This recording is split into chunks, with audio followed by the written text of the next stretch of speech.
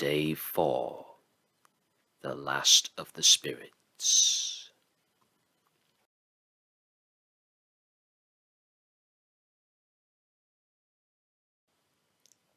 The phantom slowly, gravely, silently approached. When it came near him, Scrooge bent down upon his knee, for in the very air through which this spirit moved, it seemed to scatter gloom and mystery. It was shrouded in a deep black garment, which concealed its head, its face, its form, and left nothing of it visible, save one outstretched hand. But for this, it would have been difficult to detach its figure from the night, and separate it from the darkness by which it was surrounded.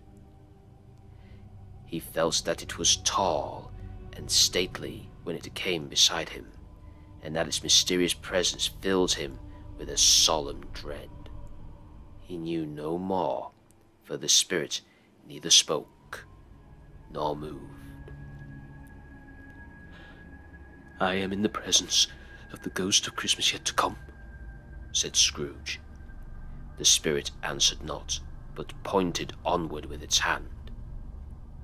"You are about to show me shadows of the things that have not happened but will happen in the time before us," Scrooge pursued. "Is that so, spirit?"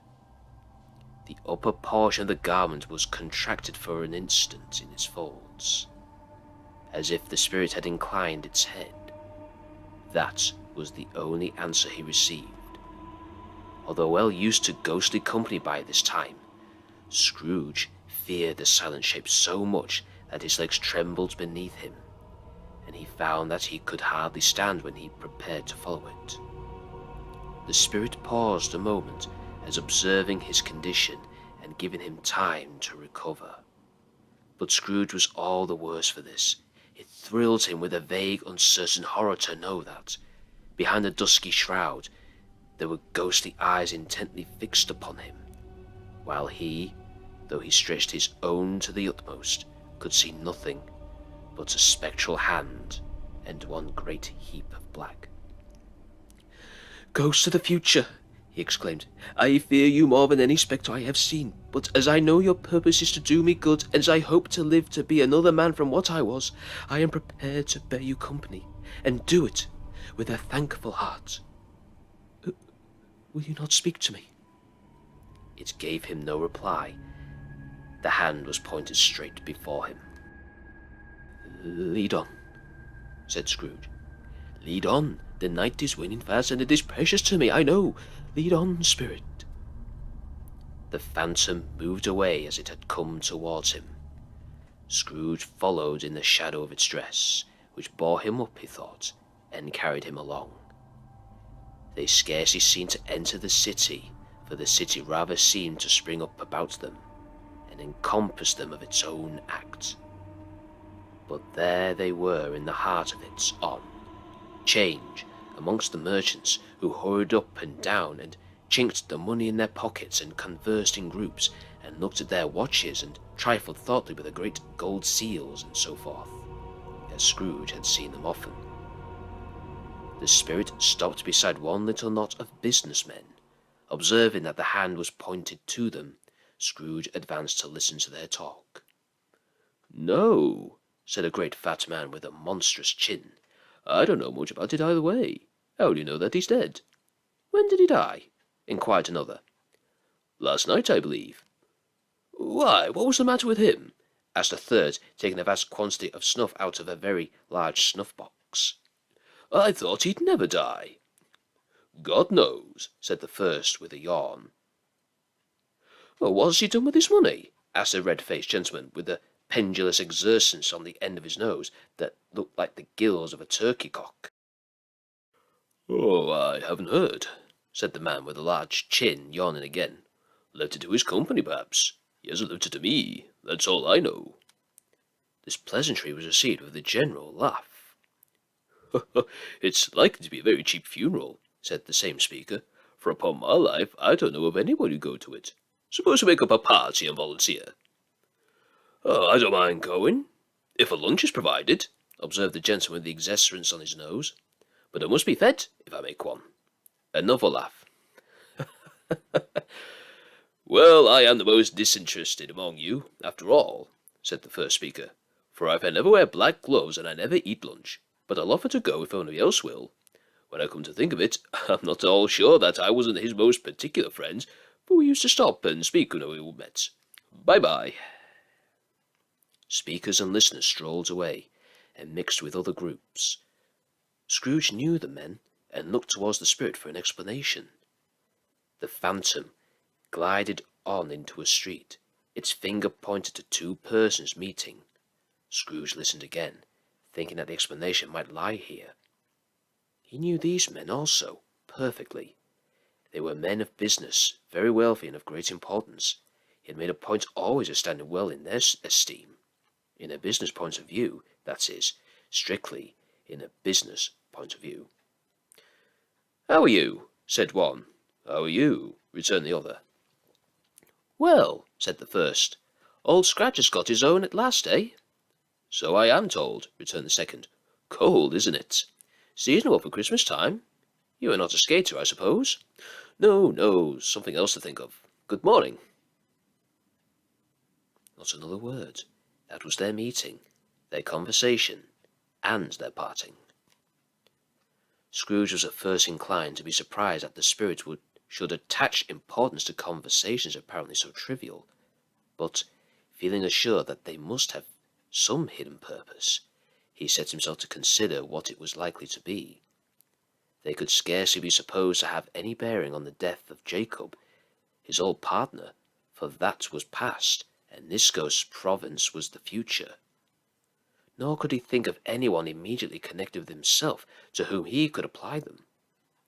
But nothing doubting that, to whomsoever they applied, they had some latent moral for his own improvement.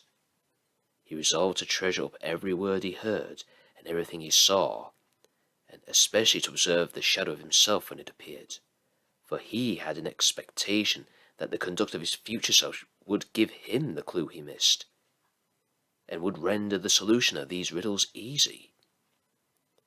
He looked about in that very place for his own image, but another man stood in his accustomed corner, and though the clock pointed to his usual time of day for being there, he saw no likeness of himself among the multitudes that poured in through the porch. It gave him little surprise, however, for he had been revolving in his mind a change of life, and thought and hoped he saw his new-born resolutions carried out in this. Quiet and dark, beside him stood the phantom, with its outstretched hand. When he roused himself from his thoughtful quest, he fancied, from the turn of the hand and its situation in reference to himself, that the unseen eyes were looking at him keenly. It made him shudder and feel very cold. They left the busy scene and went into an obscure part of the town where Scrooge had never penetrated before.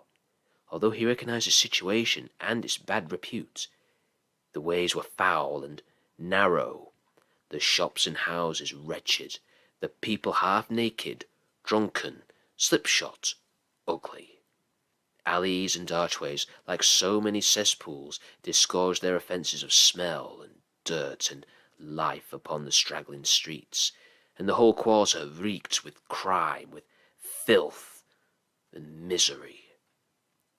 Far in this den of infamous resort, there was a low-browed beetling shop below a penthouse roof, where iron, old rags, bottles, bones, and greasy offal were bought. Upon the floor within were piled up heaps of rusty keys, nails, chains, hinges, files, scales, weights, and refuse iron of all kinds. Secrets that few would like to scrutinize were bred and hidden in mountains of unseemly rags, masses of corrupted fat, and sepulchres of bones. Sitting among the wares he dealt in, by a charcoal stove made of old bricks, was a grey-haired rascal, nearly 70 years of age, who had screened himself from the cold air by a frowsy curtaining of miscellaneous tatters hung upon a line, and smoked his pipe in all the luxury of calm retirement. Scrooge and the Phantom came into the presence of this man, just as a woman with a heavy bundle slunk into the shop, but she had scarcely entered when another woman, similarly laden, came in too, and she was followed closely by a man in a faded black, who was no less startled by the sight of them than they had been upon recognition of each other. After a short period of blank astonishment, in which the old man with the pipe had joined them, they all three burst into a laugh. "Let the charwoman alone to be first," cried she who had entered first. "Let the laundress alone to be the second, and let the undertaker's man alone to be the third. Look here, old Joe, here's a chance, if we haven't all three met here without meaning it." "You couldn't have met in a better place," said old Joe, removing his pipe from his mouth. "Come into the parlour. You made free of it long ago, you know. And the other two aren't strangers. Stop till I shut the door of the shop. Ah, how it scrapes! There isn't a rusty bit of metal in this place as its own hinges, I believe. And I'm sure there's no such old bones here as mine. Well, all suitable to our calling. We're all well matched. Come into the parlour. Come into the parlour." The parlour was the space behind the screen of rags. The old man raked the fire together with an old stair rod, and having trimmed his smoky lamp, for it was night, with the stem of his pipe, put it into his mouth again. While he did this, the woman who had already spoken threw her bundle on the floor, and sat down in a flaunting manner on a stool, crossing her elbows on her knees, and looking with a bold defiance at the other two. "What odds, then? What odds, Mrs. Dilber?" said the woman. "Every person had to take care of themselves. He always did." "That's true, indeed," said the laundress. "No man more so." "Why, then, don't stand there staring as if you was afraid, woman. Who's the wiser? We're not going to pick holes in each other's coats, I suppose." "No, indeed," said Mrs. Dilber and the man together. "We should hope not." "Very well, then," cried the one. "That's enough. Who's the worse for the loss of a few things like these? Not a dead man, I suppose." "Oh, indeed," said Mrs. Dilber, laughing. "If he wanted to keep him after he was dead, a wicked old screw," pursued the woman, "why wasn't he natural in his lifetime? If he had been, he'd had somebody to look after him when he was struck with death, instead of lying gasping out his last there, alone by himself." "It's the truest word that ever was spoke," said Mrs. Dilber. "It's a judgment on him." "I wish it was a little heavier judgment," replied the woman, "as it should have been, you may depend upon it. If I could have laid my hands on anything else. Open that bundle, old Joe, and let me know the value of it. Speak out plain, and not afraid to be the first, nor afraid of them to see it. We knew pretty well that we were. Helping ourselves before we met here, I believe. It's no sin. Open the bundle, Joe." But the gallantry of her friends would not allow of this, and the man in faded black, mounting the breach first, produced his plunder. It was not extensive. A seal or two, a pencil case, a pair of sleeve buttons, and a brooch of no great value, were all. They were severally examined and appraised by old Joe, who chalked the sums he was disposed to give for each upon the wall, and added them up in total when he found that there was nothing more to come. "That's your account," said Joe, "and I wouldn't give another sixpence if I was to be boiled for not doing it. Who's next?" Mrs. Dilber was next. Sheets and towels, little wearing apparel, 2 old-fashioned silver teaspoons, a pair of sugar tongs, and a few boots. Her account was stated on the wall in the same manner. "I always give too much to ladies. It's a weakness of mine, and that's why I ruin myself," said old Joe.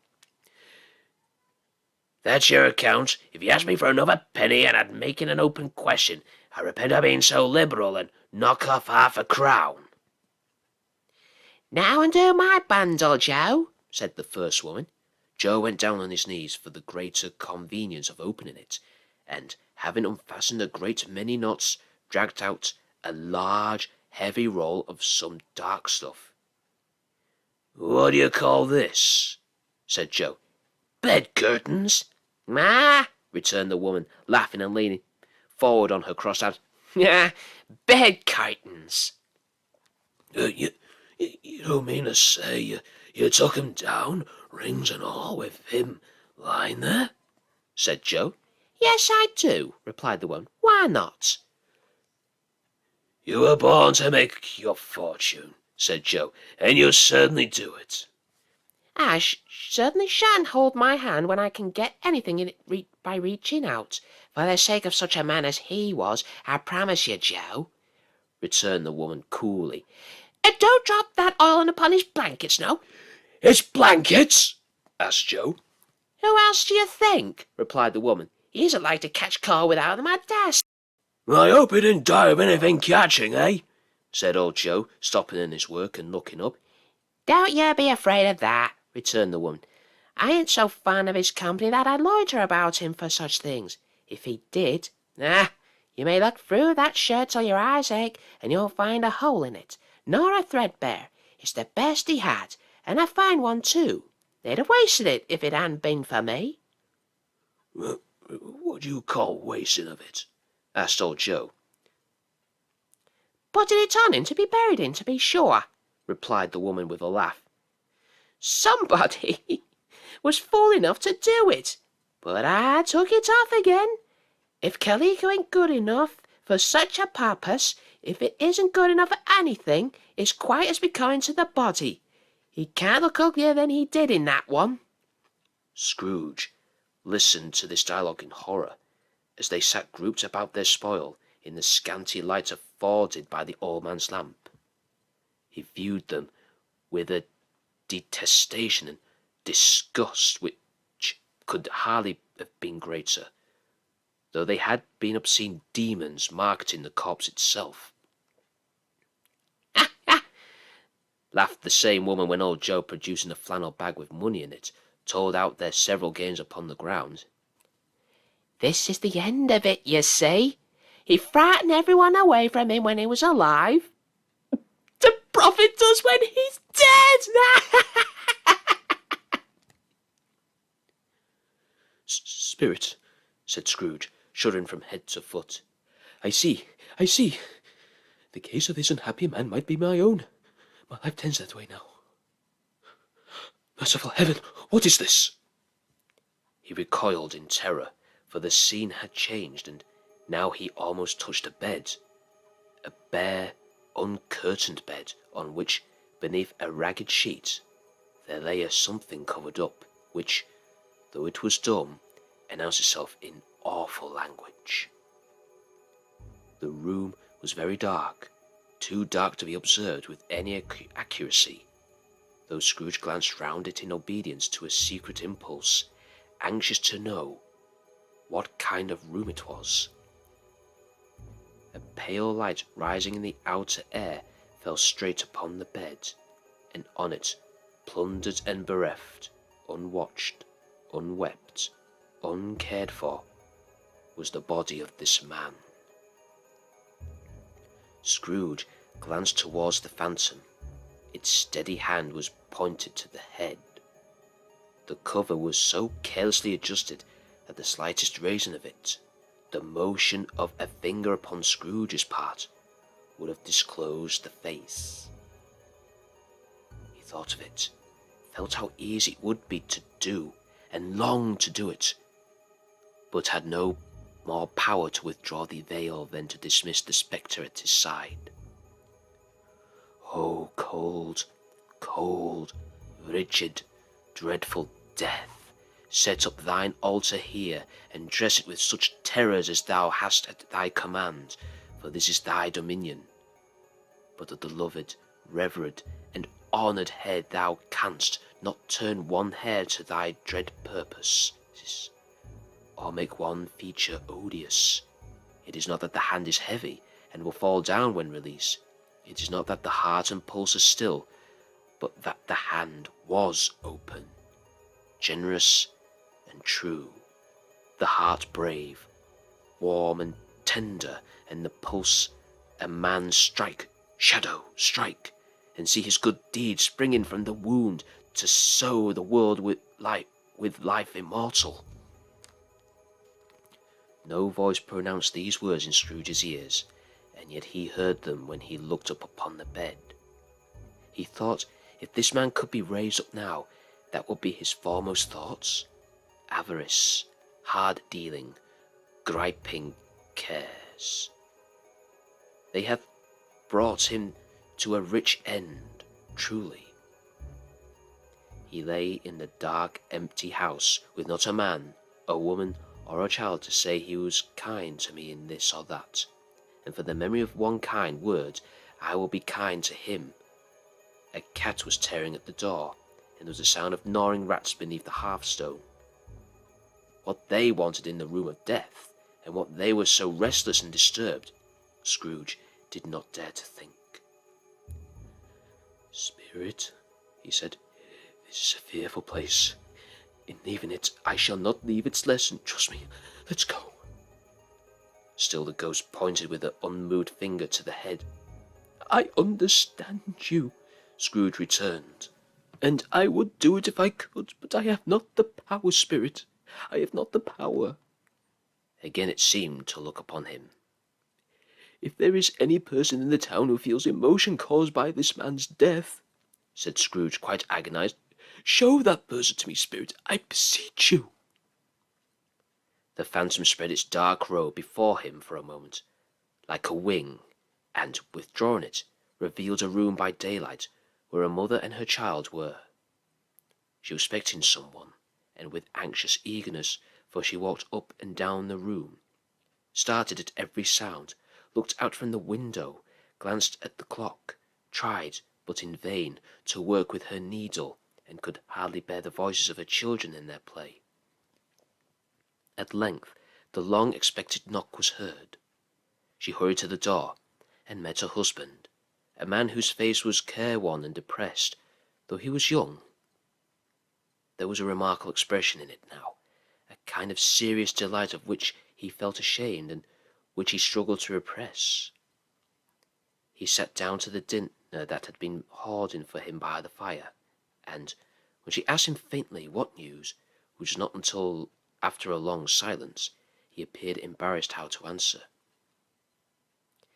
"Is it good," she said, "or bad?" To help him. "Bad," he answered. "We are quite ruined?" "No. There is hope yet, Caroline." "If he relents," she said, amazed. "There is nothing as past hope if such a miracle has happened." "He is past relenting," said her husband. "He is dead." She was a mild and patient creature, if her face spoke truth, but she was thankful in her soul to hear it, and she said so with clasped hands. She prayed forgiveness the next moment, and was sorry, but the first was the emotion of the heart. "What the half-drunken woman, whom I told you of last night, said to me when I tried to see him and obtain a week's delay, and what I thought was a mere excuse to avoid me, turns out to have been quite true. He was not only very ill, but dying then." "To whom will our debt be transferred?" "I don't know, but before that time we shall be ready with the money, and, even though we were not, it would be bad fortune indeed to find so merciless a creditor in his successor. We may sleep tonight with light hearts, Caroline." Yes, softened as they would, their hearts were lighter. The children's faces, hushed and clustered round to hear what they so little understood, were brighter, and it was a happy house for this man's death. The only emotion that the ghost could show him caused by the event was one of pleasure. "Let me see some tenderness connected with death," said Scrooge, "or that dark chamber spirit which we left just now will be forever present to me." The ghost conducted him through several streets familiar to his feet, and, as they went along, Scrooge looked here and there to find himself, but nowhere was he to be seen. They entered poor Bob Cratchit's house, the dwelling he had visited before, and found the mother and the children seated round the fire. Quiet, very quiet. The noisy little Cratchits were as still as statues in one corner, and sat looking up at Peter, who had a book before him. The mother and her daughters were engaged in sewing, but surely they were very quiet. And he took a child and set him in the midst of them. Where had Scrooge heard those words? He had not dreamed them. The boy must have read them out, as he and the spirit crossed the threshold. Why did he not go on? The mother laid her work upon the table and put a hand to her face. "The colour hurts my eyes," she said. The colour? Ah, poor Tiny Tim. "They're better now again," said Cratchit's wife. "It makes them weak by candlelight, and I won't show weak eyes to your father when he comes home for the world. Must be near his time." "Past it, rather," Peter answered, shutting up his book. "But I think he has walked a little slower than he used these few last evenings, mother." They were very quiet again, and at last she said, and in a steady, cheerful voice that only faltered once, I have known him walk with Tiny Tim upon his shoulder very fast indeed." "And so have I," cried Peter. "Often." "And so have I," exclaimed another. So had all. "But he was very light to carry," she resumed, intent upon her work, "and his father loved him so that it was no trouble. No trouble. And there is your father at the door." She hurried out to meet him, and little Bob in his comforter, he had need of it, poor fellow, came in. His tea was ready for him on the hob, and they all tried who should help him to it most. Then the two young Cratchits got up on his knees and laid, each child, a little cheek against his face, as if they said, "Don't mind it, father. Don't be grieved." Bob was very cheerful with them, and spoke pleasantly to all the family. He looked at the work upon the table, and praised the industry and speed of Mrs. Cratchit and the girls. They would be done long before Sunday, he said. "Sunday? You went today then, Robert?" said his wife. Yes, my dear, returned Bob. I wish you could have gone. It would have done you good to see how green a place is. But you'll see it often. I promised him that I would walk there on a Sunday. My little child, cried Bob. My little child. He broke down all at once. He couldn't help it. If he could have helped it, he and his child would only have been farther apart, perhaps, than they were. He left the room, and ran upstairs into the room above, which was lighted cheerfully and hung with Christmas. There was a chair set close beside the child, and there were signs of someone having been there lately. Poor Bob sat down in it, and, when he had thought a little and composed himself, he kissed the little face. He was reconciled to what had happened, and went down again quite happy. They drew about the fire and talked, the girls and mother working still. Bob told them of the extraordinary kindness of Mr. Scrooge's nephew, whom he had scarcely seen but once, and who, meeting him in the street that day, and seeing that he looked just a little down, you know, said Bob, inquired what had happened to distress him.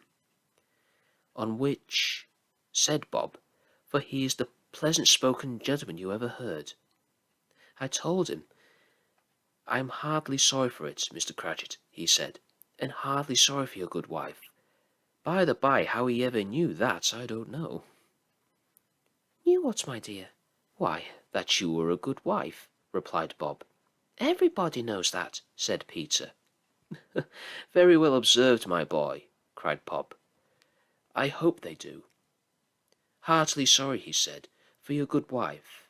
If I can be of service to you in any way, he said, giving me his card, that's where I live. Pray come to me. Now it wasn't, cried Bob.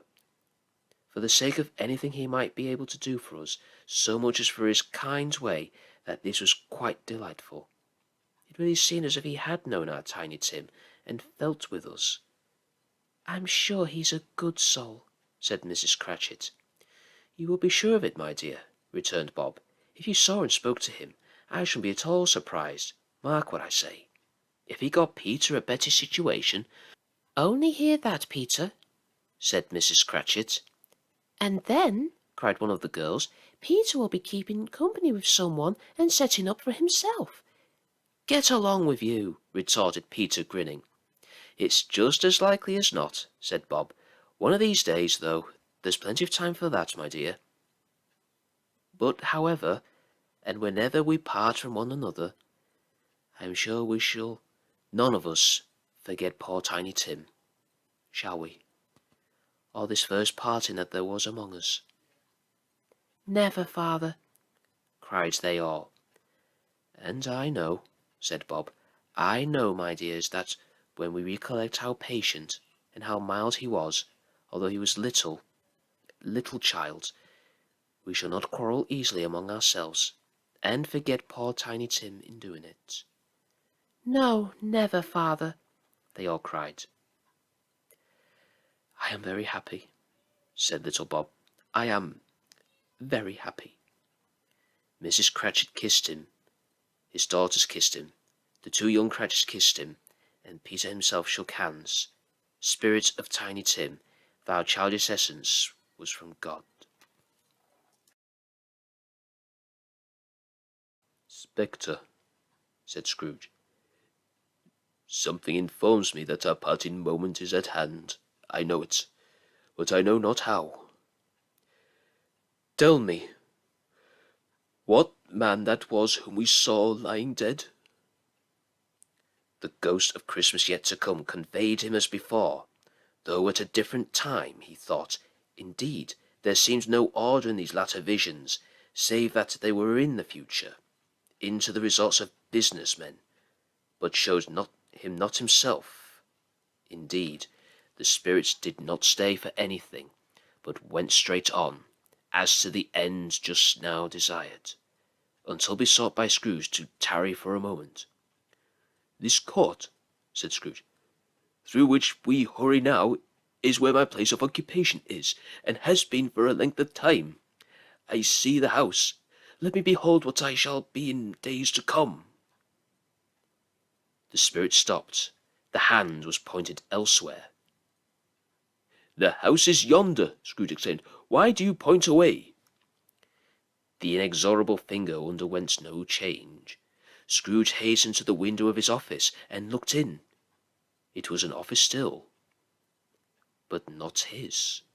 The furniture was not the same, and the figure in the chair was not himself. The phantom pointed as before. He joined it once again, and, wondering why and whither he had gone, accompanied until they reached an iron gate. He paused to look round before entering. A churchyard. Here, then, the wretched man whose name he had now to learn lay underneath the ground. It was a worthy place, walled in by houses, overrun by grass and weeds, the growth of vegetation's death, not life, choked up with too much burying fat, with repleted appetites. A worthy place. The spirit stood among the graves and pointed down to one. He advanced towards it, trembling. The phantom was exactly as it had been, but he dreaded that he saw new meaning into its solemn shape.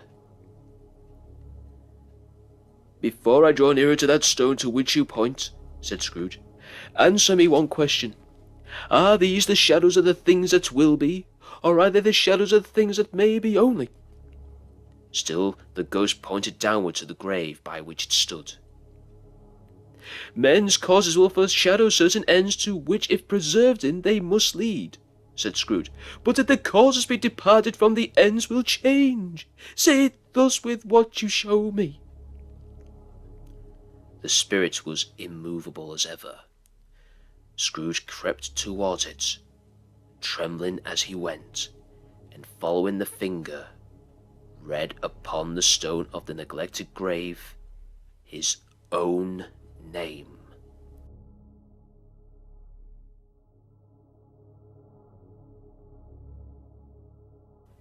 Ebenezer Scrooge. "Am I that man who lay upon the bed?" he cried upon his knees. The finger pointed from the grave to him and back again. "No, spirit! Oh, no, no!" The finger was still there. "Spirit!" he cried, tight clutching at its robe. "Hear me! I am not the man I was. I will not be the man I must have been, but for this intercourse. Why show me this if I am past all hope?" For the first time the hand appeared to shake.